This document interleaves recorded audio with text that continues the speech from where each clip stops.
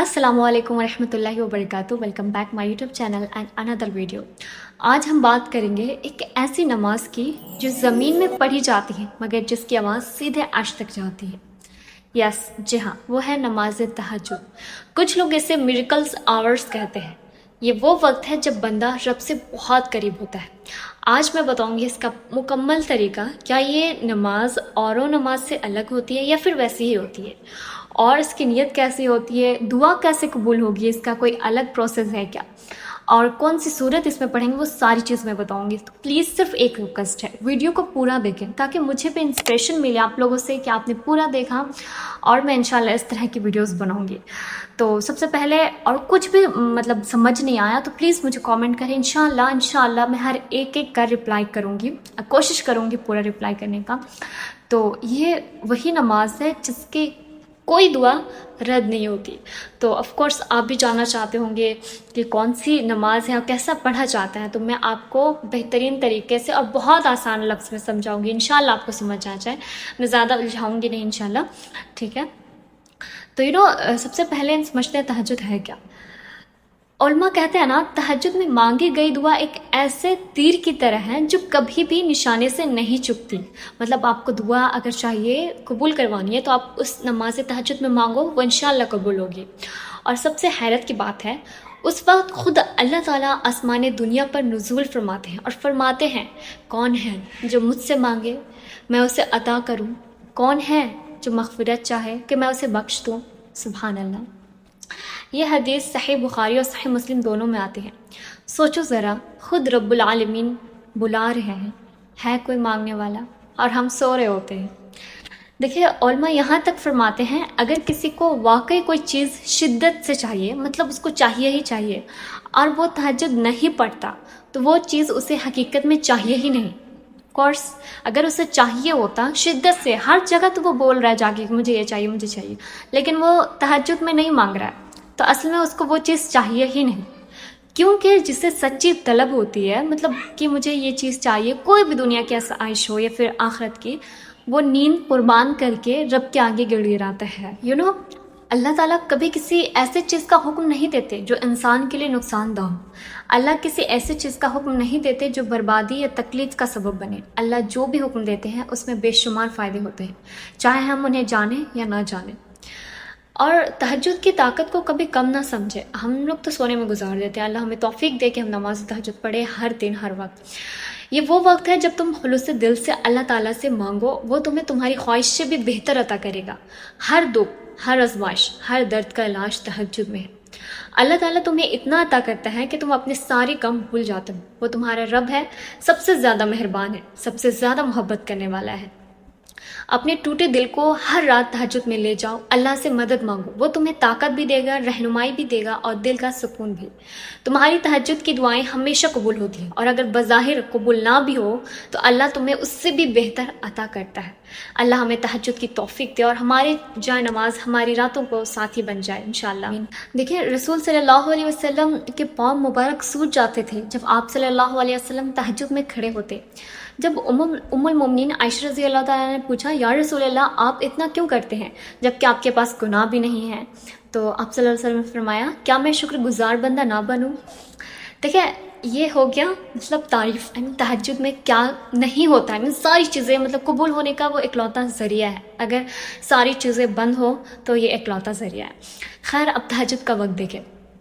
तहज्जुद का वक्त रात का आखिरी पहर है, यानी फज्र से तकरीबन 1-1.5 घंटा पहले। ये वो लम्हा है जब दुनिया खामोश होती है और आसमान जाग रहा होता है।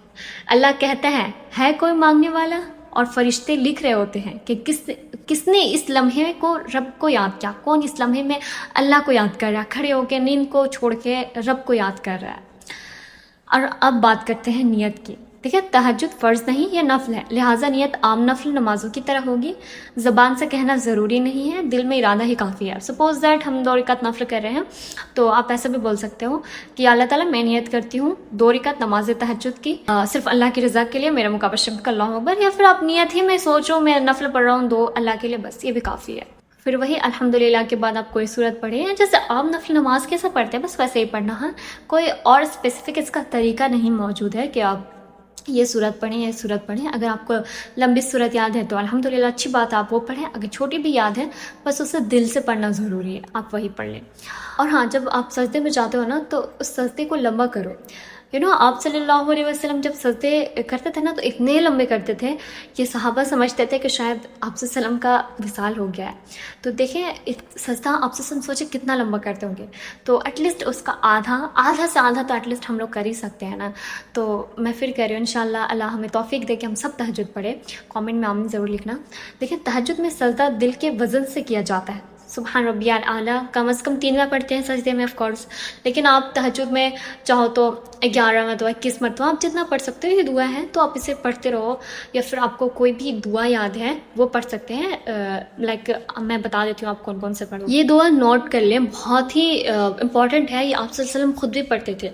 اللہم اغفر لی ذنبی کلہ دکہ و جلہ و اولہ و آخرہ و علانیہ و سرہ. اس کا ترجمہ بھی آپ سن لیں کہ اے اللہ میرے سب گناہ بخش دے، چھوٹے بھی اور بڑے بھی، پہلے بھی اور بعد کے بھی، ظاہر بھی اور چھپے ہوئے بھی.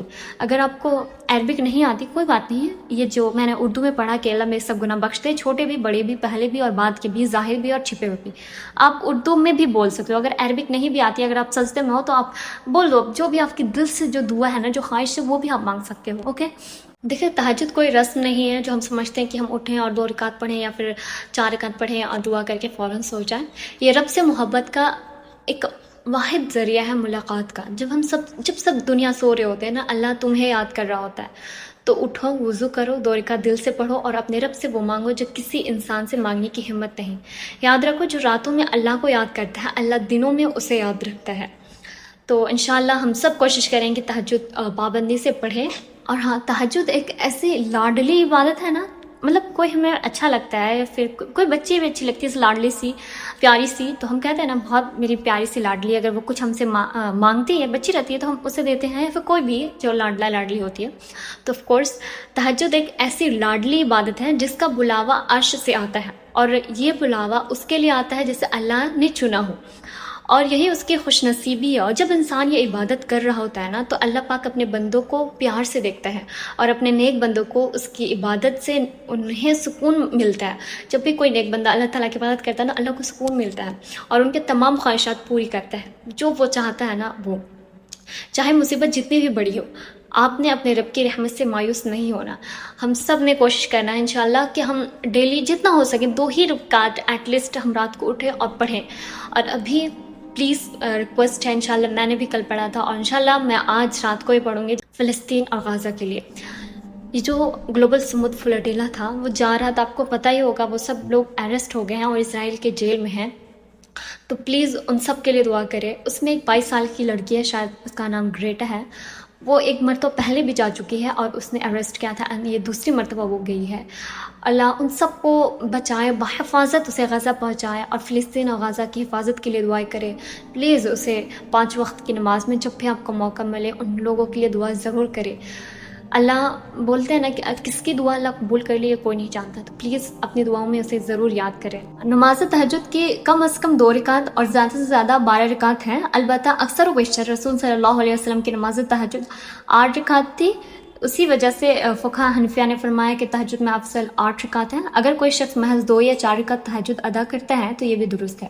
تہجد کی نماز میں افضل یہ ہے کہ 8 رکعت 4 سلام کے ساتھ پڑھی جائے، یعنی 2 رکعت کر کے پڑھا جائے. جس شخص کا معمول تہجد کی نماز ادا کرنے کا ہے اس کے لیے یہ مستحب ہے وہ نماز وتر عشاء کے متصل بعد نہ پڑھے. مطلب اس کا یہ مقصد ہے کہ اگر آپ نماز تہجد پڑھ رہے ہو اور آپ کو پتہ ہے کہ میں کل بھی پڑھوں گا، پرسوں بھی پڑھوں گا، تو آپ جو وتر کی نماز ہے نا عشاء کی، وہ آپ 3 وتر نہ پڑھ کے آپ تہجد میں پڑھو گے نا، اس کا بھی بہت بڑا ثواب ہے. تو یہاں پہ ڈپینڈ کرتا ہے. اگر ہمیں پتہ ہی نہیں کہ ہم اٹھیں گے صبح یا نہیں تہجد کے لیے، تو پھر بہتر ہے کہ آپ 3 رکعت پہلے ہی پڑھ لیں، عشاء ہی میں پڑھ لیں. تہجد کے بعد بندہ اللہ کے سب سے زیادہ قریب ہوتا ہے، اس وقت دعا رد نہیں ہوتی. اس لیے نماز کے بعد یہ اذکار پڑھنا بہت افضل ہے.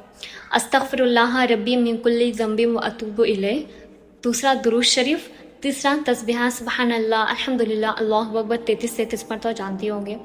اور سجدے میں پڑھی جانے والی یہ والا میں نے پہلے بھی بتایا تھا، اللہم اغفر لی ذنبی کلہ دکہ و جلہ و اولہ و آخرہ و علانیہ و سرہ. اور آپ نے جو دعا آتی ہے، اذکار آتی ہے، وہ بھی آپ پڑھ لیں. اس کے بعد دعا کرنے کا صحیح طریقہ کیا ہے؟ دیکھیں، سب سے پہلے اللہ کی تعریف سے آغاز کریں، مطلب آپ جب نماز تہجد پورا پڑھ لیں تو پھر ہاتھ اٹھائیں اور اللہ کی تعریف سے آغاز کریں۔ بہت لوگ کیا مسٹیک کرتے ہیں دعا کرنے سے پہلے؟ درود شریف پڑھتے ہیں اینڈ دین جلدی سا یا اللہ میں تمام گناہ بخش دے، مطلب جو بھی بیسکلی جو معمولی دعائیں ہیں وہی رٹ لیتے ہیں ہم لوگ۔ تو نہیں، دعا قبول کروانے کا یہ بھی ایک اہم کردار ہے کہ سب سے پہلے آپ اللہ کی تعریف سے آغاز کریں۔ جب اگر آپ کو اللہ کی تعریف نہیں آ رہی ہے تو آپ الحمدللہ مطلب صرف فاتحہ پڑھ دیں، اس کا ترجمہ ہی ہے مطلب اللہ کی تعریف کا بیان۔ دین اس کے بعد پھر آپ صلی اللہ علیہ وسلم پر درود بھیجیں، اللہم صلی پڑھیں۔ اس کے بعد پھر آپ تمام امت مسلمہ کے لیے دعا کریں۔ اردو میں آتا ہے تو اردو میں پڑھیں کہ اللہ تمام مسلمہ کو حفاظت کر، جو بھی برے راہ میں اس کو صحیح لا، مطلب جو بھی آپ کا آتا ہے، جو دل سے نکلتی ہے وہی آپ بول دیں۔ اور یہ دعا اگر عربک میں نہیں آتے تو یاد کر لیں، بہت امپورٹنٹ دعا ہے۔ اللہم اغفر لی للمسلمین والمسلمات والمؤمنین والمؤمنات، اے اللہ تمام مسلمان مرد عورت، مومن مرد عورت کو بخش دے جو زندہ ہے اور جو فوت ہو چکے ہیں۔ بہت امپورٹنٹ دعا ہے۔ اور یہ بھی ربنا اغفر لی ولوالدی یوم یقوم الحساب، یہ سب جو چھوٹی چھوٹی دعائیں آپ کو یاد ہیں نا، وہ بھی آپ دعا میں مانگ سکتے ہیں۔ پھر اپنے والدین اور گھر والوں کے لیے دعا مانگے، رب ارحمہما کما ربیانی صغیرا، اے میرے رب ان پر رحم فرما جیسے انہوں نے بچپن میں میری پرورش کی۔ پھر اپنے لیے دعا مانگو، اپنے لیے دل سے مانگو، جو بھی حاجت ہے دنیا کی آخرت کی دل کھول کر مانگو۔ کریم صلی اللہ علیہ وسلم کا طریقہ یہ بھی تھا کہ دعا مانگتے وقت قبلہ رخ بیٹھتے تھے، ہاتھ اٹھاتے تھے، کندھوں کو برابر یا اس سے تھوڑا اوپر، اور دل سے مانگتے تھے، صرف زبان سے نہیں۔ اگر کوئی چیز بار بار مانگنی ہو تو 3 مرتبہ دہرا سکتے ہیں، دعا کے آخر میں آمین کہتے ہیں۔ یہ ہوئی پورا طریقہ۔ اگر کچھ بھی سمجھ نہیں آئے تو پلیز کامنٹ کریں۔ تہجد وہ واحد طریقہ ہے، وہ واحد دعا ہے جو آپ کی جو بھی خواہشات ہیں، چاہے دنیا میں چاہے آخرت میں، وہ قبول ہوگی۔ تو انشاءاللہ اللہ ہم سب کو تہجد گزار بنا، ہمیں نمازوں سے محبت ہو جائے، ایٹ لیسٹ 5 وقت کی نماز خشوع و خضوع سے پڑھنے والی بنا، جو نہیں پڑھتے اینڈ دین جو پڑھتے ہیں اسے تہجد والی بنا۔ انشاءاللہ کامنٹ میں آمین لکھیں، اور جو بھی کوشچن آئے وہ پلیز کامنٹ میں لکھیں، اور پھر ملتے ہیں۔ سبسکرائب کر لیں۔ جزاک اللہ خیر۔